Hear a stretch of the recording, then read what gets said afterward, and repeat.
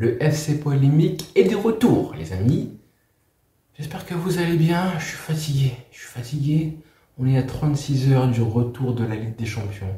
36 heures d'un match capital du Barça face au Bayern qui pourrait changer la saison, qui pourrait vraiment changer la saison en positif ou en négatif. Et là, on a un coach, M. Koeman, qui se décide à charger son président, M. Laporta. Niveau communication, c'est une catastrophe. On est de retour au FC Polémique. Un gros match. J'étais content. Voilà, je me disais, voilà, on a souffert depuis des années, les humiliations. Et là, on revient en Ligue des Champions. On a souffert, hein. On a souffert. On a plein de blessés, donc on veut vraiment avoir une équipe qui vient à 100% mentalement, motivée et avec le maximum de chances de l'autre côté, d'accord? Ça veut dire que tu dois avoir une équipe, du coup, qui est libérée bien mentalement, un club avec une atmosphère saine. Et voilà, on se tire encore une fois une balle dans le pied. Vous vous rappelez, hein, quand je disais en tant que supporter fan du Barça, forcément, tu vois les choses de façon plus optimiste que tu devrais. Forcément, c'est normal. En tant que fan, tu vois toujours les choses plus belles qu'elles ne sont. Là, on y est. On y est vraiment. En tout cas, si tu es neutre, avant le match de demain, si tu es neutre, tu te dis, bon, normalement, le Bayern est favori et devrait battre, voire torpiller le Barça. Si tu es fan du Bayern, tu te dis, bon, en tant que fan du Bayern, tu es toujours un petit peu plus mesuré. Tu te dis, voilà, si le Bayern fait un gros match, si on atteint notre niveau habituel, en tant que Bavarois, normalement, on devrait gagner sans gros problème, voire le torpiller. Et en tant que fan du Barça, là, tu te dis quand même, tu pars forcément avec plus de négatifs que de positifs, avec plus d'inquiétude que de certitude, ce qui est normal aussi. Et là, on en revient à ce que je vous disais, hein. Clairement, si tu es un minimum réaliste, tu sais que là, un match Bayern-Barça, si tu le joues 10 fois, il y a des chances pour que le Bayern gagne 8, voire 9 fois, et que le Barça gagne un match. Mais tu espères que le match que tu peux gagner, il arrive demain soir. Parce qu'ils sont plus forts que nous, donc tu espères que le match miracle, il arrive demain soir et se produise demain. Sauf que là, on a un entraîneur qui, 48 heures plus tôt avant le match, décide de balancer des bombes dans la presse en disant que le Barça n'a pas le niveau pour remporter la Liga et la Ligue des Champions. Au niveau du timing, hein, c'est la pire chose que Koeman pouvait faire. Clairement, un entraîneur qui dit que son président a manqué de respect 2 fois comme ça, là clairement on l'a vu dans la presse, je me suis réveillé ce matin, j'ai vu Eurosport, RMC, tout le monde en parle, et ça va ramener une atmosphère de crise. Un coach qui dit que le Barça a un avenir grâce à lui, clairement M. Koeman, parce que là Koeman il parle comme s'il avait un CV aussi long que la queue de cheval de Makelele, alors que franchement, clairement, je le rappelle, il a le pire pourcentage de victoire des 8 derniers coachs du Barça, Sétienne inclus, hein. Depuis Rijkaard, Guardiola, Villanova et tout ça, il a le pire bilan en termes de pourcentage de victoire. Mais il se permet de cracher sur Laporta dans la presse comme il le fait. Ce qu'il fait là, c'est exactement ce qu'il a reproché à Riqui Puig et à Miralem Pjanic. Apparemment, il va en faire un documentaire, apparemment sur une chaîne et tout. Mais je me suis dit, mais comment c'est surréaliste, hein, c'est lunaire de voir ça. Et même Laporta, mais respecte-toi.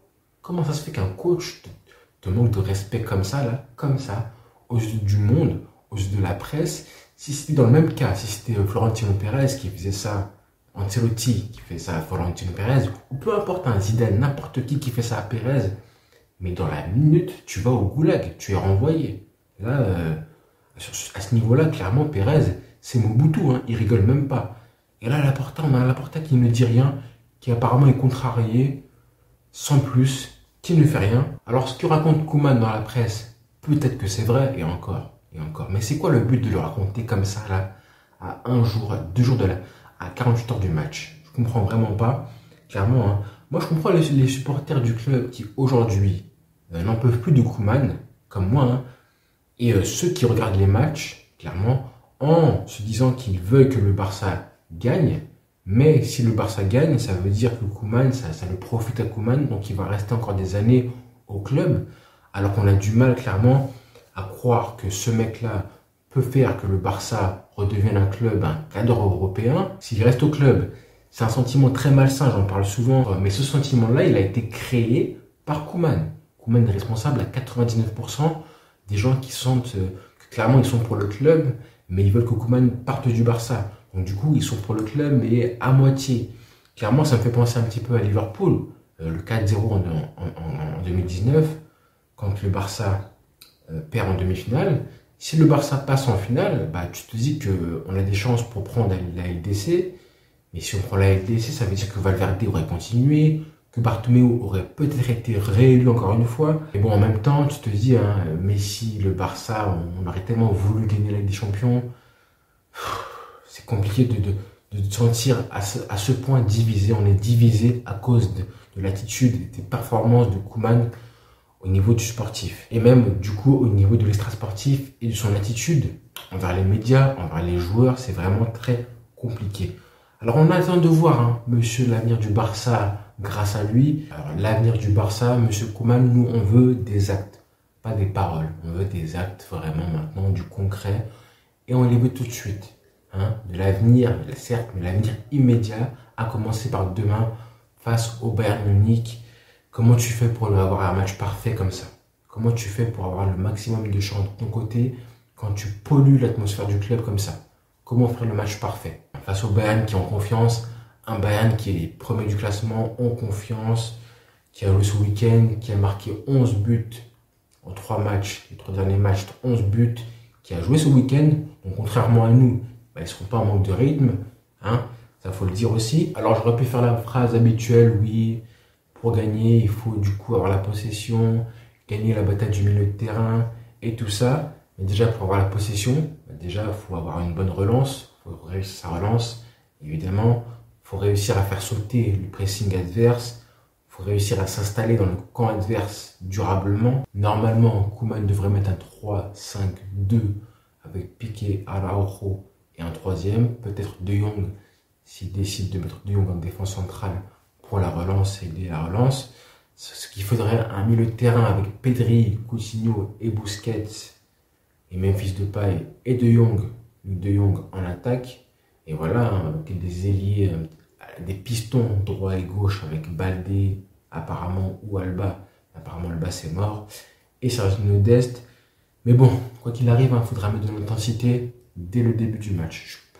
Avant les paroles de Koeman, j'étais pas trop inquiet parce que je me disais que bon, au camp, nous on peut le faire, le public, pousser, on n'a pas de confiance en soi, on n'a pas de certitude, mais du coup on n'a pas joué ce week-end, donc du coup on n'a pas perdu de la confiance parce que si on avait joué Séville et on avait perdu, bah, ça aurait été pire. Là honnêtement, on partait un petit peu d'une feuille blanche, mais là avec ce qu'a dit Koeman, c'est un peu plus compliqué.